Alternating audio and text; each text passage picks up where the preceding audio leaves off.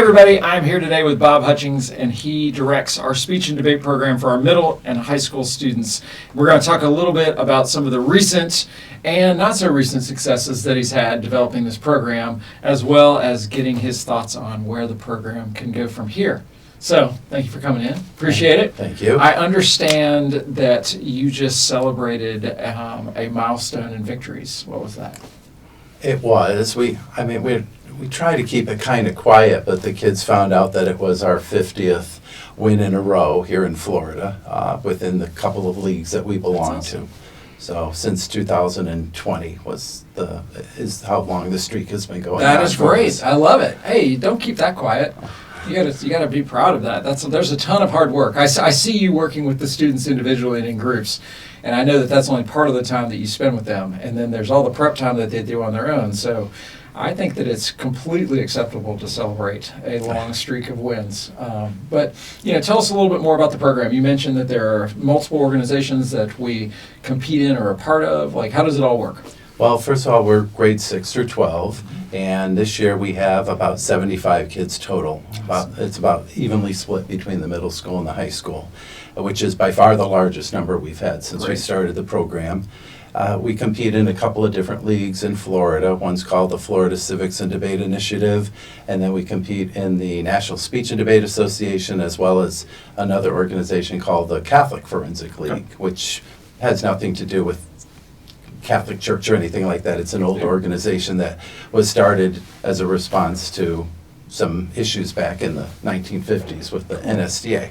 But those are the three main leagues we participate in. We'll go up into Georgia. We'll participate in other leagues in the Southeast when we get invitations to those. Awesome. So it's kind of like a travel team in a way. We have some kids who will travel. Yeah, we have kind of the elite team, and then we have the local team. As somebody I was not involved in speech and debate when I was in high school. What drew you to it? What do you love about it? Well, the start was I had no choice in the beginning. My father was a national debate champion in the 1940s. Kids, that's what used to happen back in the 1900s. You were told what to do. Right. My father was, as I said, I think he was a policy debate champion back in the either late 30s or early 40s. I don't remember exactly. And when I hit middle school, he said I was doing speech and debate, and I didn't really have much choice about it. Loved it. Continued it through middle school, high school. Competed in college, and as soon as I started teaching, I was working with speech and debate programs or starting them. Okay, and so when you are reaching out to Bolles students and telling them about this program, what are you looking for? What do you tell them about the program that's going to draw them in? Well, I'm lucky now that I don't have to tell them a whole lot about it because humble brag. We have a lot of parents who have seen what the team's been doing the last few years, and they encourage their kids to try out for it. We do auditions in August, September at the middle school. We have to do auditions because the numbers are just too big. We haven't cloned you yet. Right.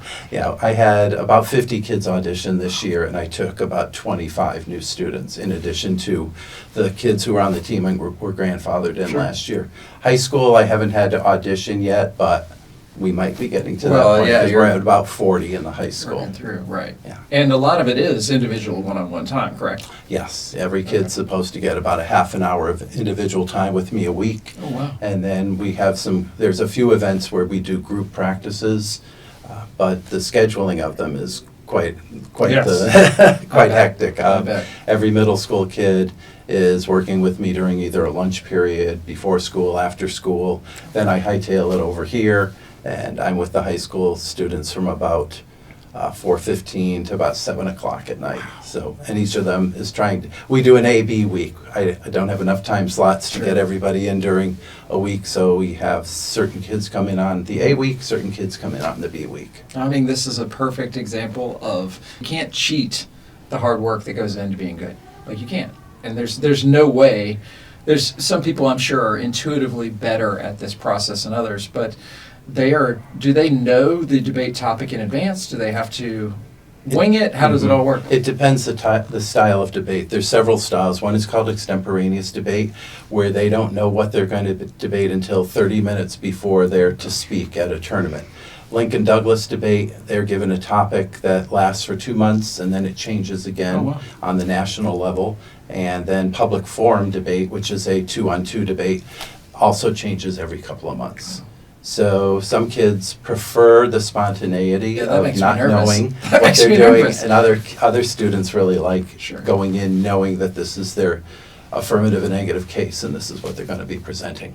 So what do you envision this looking like at Bolles, sort of in the short and long term? Like how can I support you? The goal, the hope would be that when I decide to hang it up, that Yeah. we'll have some people either on board or we'll be looking for some people to take over the program. What do you hang up? Do you hang up a gavel? Do you hang up a parchment? What is it? A gavel sounds A good. gavel? A gavel's All right. good. yeah. Next time we talk about this, we're getting him a gavel. So, well, we have the giant gavel. The giant gavel is a traveling trophy. It goes to the top team Seriously? in the state every year, and it's sitting in my study. At Oh, I home. need to see this giant gavel. Because it's too big to have in my classroom, and Oh, the that's kids hilarious. kept knocking it over, so it's sitting at home right now.